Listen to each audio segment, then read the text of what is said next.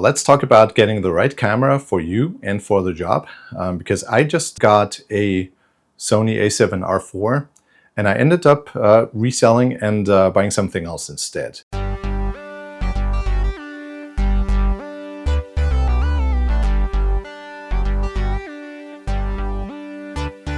So I'm going to tell you the story about what happened there, and want to talk about the A7R IV and the A7CR, which I got instead. So first off, why I even felt compelled to get the A7R IV.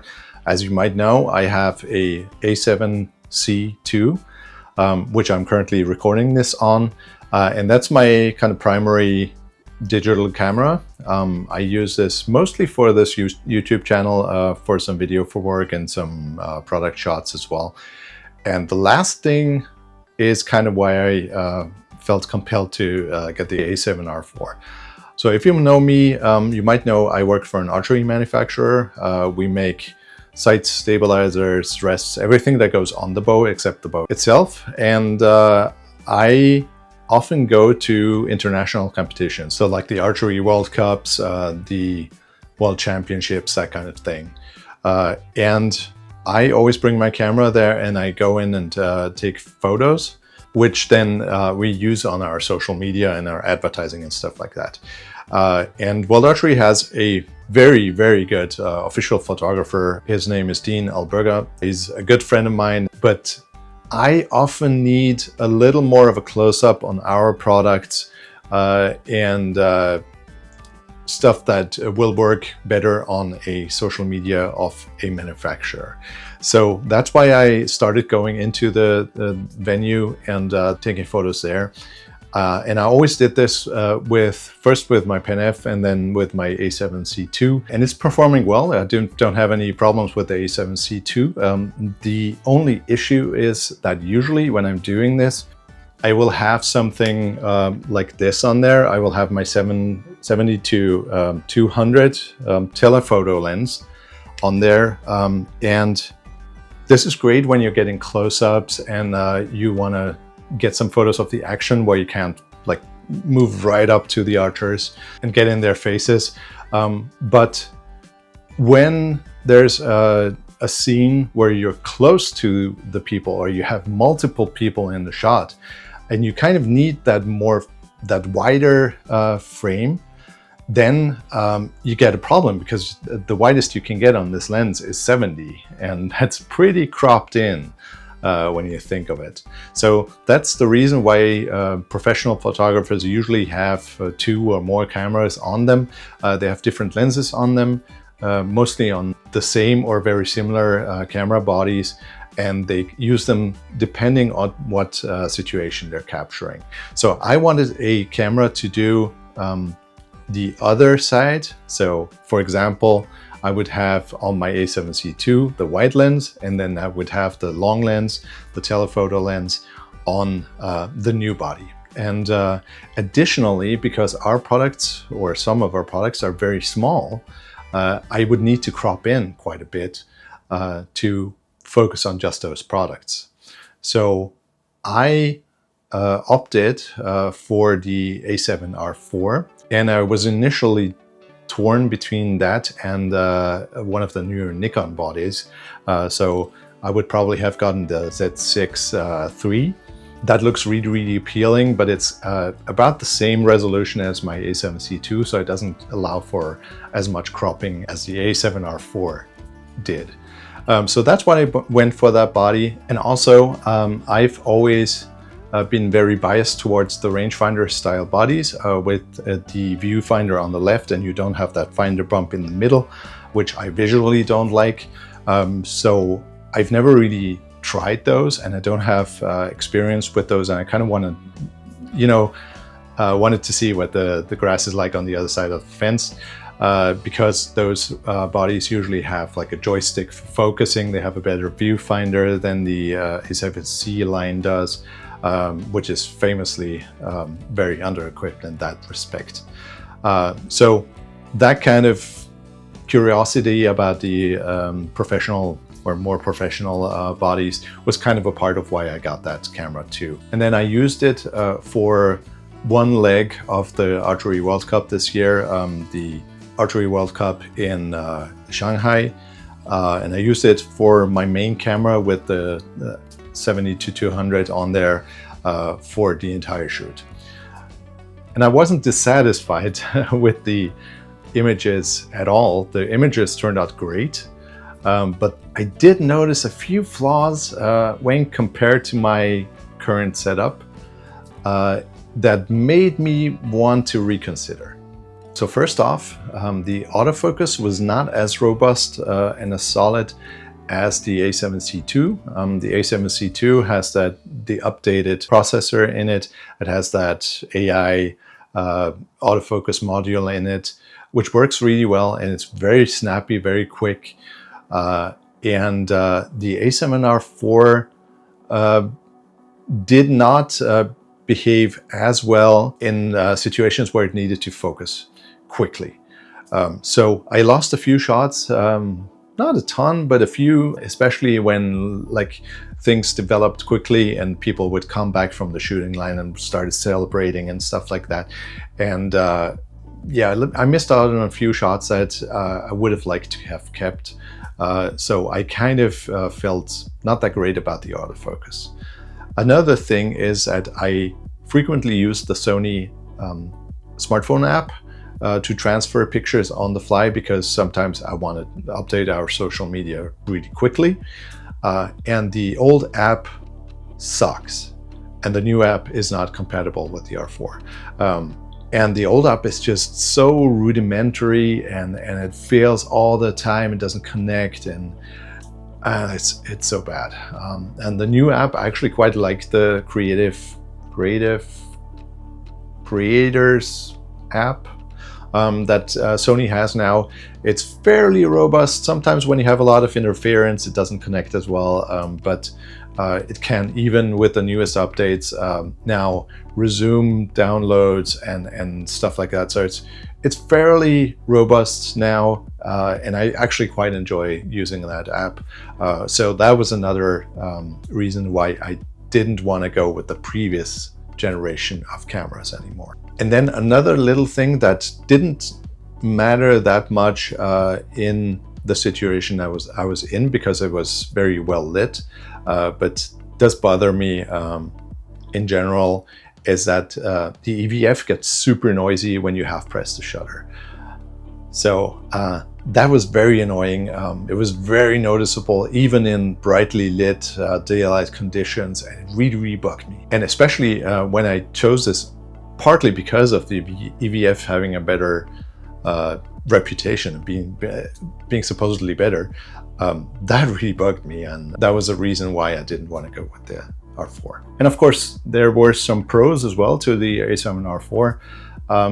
First off, it has that focusing joystick, which was very interesting to use because most of the time Archery kind of has that same composition when you have people actually shooting, but then you want to capture a different scene and you need to reframe quite a bit. So that was pretty handy, but on the other side I overshot quite a bit, and there might have been a setting that I didn't find where I could have adjusted the movement speed, but honestly it's not that big of a deal for me. I usually keep my focus point in the middle, and then I turn on tracking and just reframe if that's what I want to do, or I just have it in that kind of left corner where the face tends to be in an archery situation. And then as I said, if I have tracking mapped to that one button, then I can reframe quite easily, and yeah, it helps. And that tracking setup is actually one of the other reasons why I didn't like the R4 as much, because that camera, if you map the tracking to the AF on button, which is what I usually do, it doesn't track with just that one button. You have to be in continuous focusing mode, and then you have to half press the shutter and then press that button. It's a really weird setup that didn't work very well for me. I think The R4 was one of the first cameras that had that auto live tracking, and I guess it wasn't as sophisticated and robust as it is on the current generation of cameras. And yeah, just not being able to use it in the same way as my A7C2 created a big amount of disconnect, and that's a point that I want to get back to later on, because that is a good lesson that I feel like I have learned. Other pros is one thing that I noticed quite early on is that my strap didn't overlap with the finder as much. So on the rangefinder style bodies, because the finder is on that left edge of the camera, when you lift your camera up and you look at the screen, sometimes you have your strap kind of overlapping with the EVF sensor. It turns on the EVF and the screen is black. So it creates that little second of disconnect that gets really annoying over time. And that's something that is always bugging me with the A7C2, and the R4 didn't have that. So that was a nice point to have. And then also another pro, the third pro that I could think of was that the shutter sounded nicer. So it's much quieter than the compact bodies. I guess that's a compromise that they have made with these new bodies. They do have a lot more of a shutter sound that's quite noticeable, especially when you're shooting continuous exposures, you know, in old sports footage where you would kind of have that kind of sound of the shutters going on. The A7C2 kind of has that still a little bit, not as loud as a mirror box slapping up and down, obviously, but it's quite noticeable. So yeah, the R4 was kind of nicer in that respect, but yeah, I can live with it, especially because I don't really use that continuous shutter mode as much, because again, I'm not the official photographer for Wild Archery. I don't need to get a shot of the arrow in flight that much. It is nice when it happens. I usually get it like maybe once a day or so, just by chance. But yeah, it's not a necessity. And what I've just mentioned about the camera working in a different way than the camera that I'm used to and that I carry side by side is another factor that I think was one of the biggest that contributed to me switching back to a different camera. So I went with the A7CR, which obviously has exactly the same body dimensions as my main camera, the C2, but has that same R resolution, high resolution sensor, which is almost twice the resolution of the C2. And it has a little more dynamic range as well. And both of those things are great for those shots where I want to highlight smaller details in the shot. And obviously this has kind of very similar insights and features as the A7RIV, the successor to the 4. And why I didn't get that initially is that it's quite a bit more expensive. And it's even more expensive than this, although this is already more expensive than the R4. But I wanted to keep it a little more on the budget side because I am putting this on my credit card, and I'm not exactly made of money, and I'm not a professional photographer where I get to write that off as a business expense either. So I kind of wanted to keep it reasonable. Well, I would already say I'm pretty irresponsible with money, but that's another topic. So I went with the CR in the end, and this is a camera that I'm obviously very aware of. It was a brief consideration when it was launched along the C2, but why I didn't go initially with this is because I do more video than I do photos. And so I got the C2, I'm very happy with it, but I was aware that it handles very, very similar to the C2 and the CR. And that's why I eventually made the choice to go with this camera. This has, of course, the advantage that I'm able to set this up exactly like the C2. So I can have the same kind of functions mapped. I can use it in the same way. My eye isn't going to the middle of the camera or the side of the camera where the finder is or isn't. And it handles exactly the same way. So that is a big thing when you're carrying both cameras side by side. If I was switching from one to the other, I wouldn't really mind. I would probably get used to it after some time. But if I'm switching between the two, depending on the situation, then I need to be quick, and it's very, very beneficial for them to handle the same way. So yeah, that was kind of dumb on my part, and was kind of a very predictable outcome.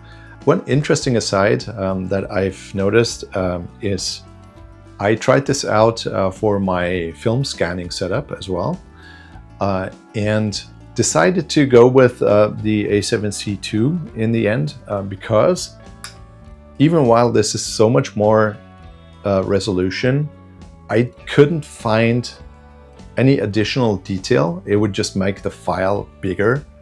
So if I was planning to print big, maybe yes, but for what I do with my film scans, the C2 is actually perfectly reasonable and gives me exactly the same kind of detail level in a manageable file size. And another thing, little tip that I want to share because it's something I learned recently and I hadn't never really considered, is about the raw file compression modes. So Sony cameras give you 4 different options. One is compressed, one is lossless compression in small size, medium size, large, and then you have a lossless uncompressed raw file. And what I thought was obviously these are going to go like from bottom up. The compressed file would be the worst quality, and then you would have your small, medium, large compressed files, but those are obviously better quality, and then your uncompressed file is like the ultimate quality. And I shot some of these in each mode and shot the same scene, and I'll put them on the screen in 400% magnification. The interesting thing is I barely could tell the difference between the compressed and uncompressed lossless raw file. I'm like, what the hell is going on here? This is supposed to be really crappy quality. What I didn't think about is that the compression is actually a container for the raw file, like a zip file, basically. If you unzip a zip file, your contents will not have deteriorated. They're just crunched down into a container, into a box. And once you open that box, it's the same file. And this is especially true with the lossless compression, which I guess the compressed one still loses detail somewhere. I just wasn't able to tell because maybe my lens wasn't resolving the full 61 megapixels or whatever. But even with the regular compressed file, it's not much of a difference. And the real thing that you get from using the uncompressed lossless file is that your software is going to be able to open it quicker because it doesn't need to open that box, that container, before it gets to the raw data. And I've never considered that. I know it's stupid, but hopefully one or two of you will also not have known this, and it would be an interesting tip. And then the large, medium, small refers to the actual physical size or megapixel count, and those are just smaller files. They're compressed in the same way, they just have smaller files, and they're all good quality. All right, that's it. That is why I didn't stick with the R4. I had it for about a month. It's off to a new home now, and I got the A7CR instead. I'm excited about this camera because I've been tempted to get it a few times. It just didn't really make sense. But yeah, I finally had that little bit of leeway to get a new camera and kind of feel that dream of being able to have 2 cameras at the same time for my archery photography. And I'm really excited about going to the World Cup and shooting some pictures with that. All right, thanks for watching, and have a wonderful weekend or a week, whichever day I manage to upload this, and hope to see you again.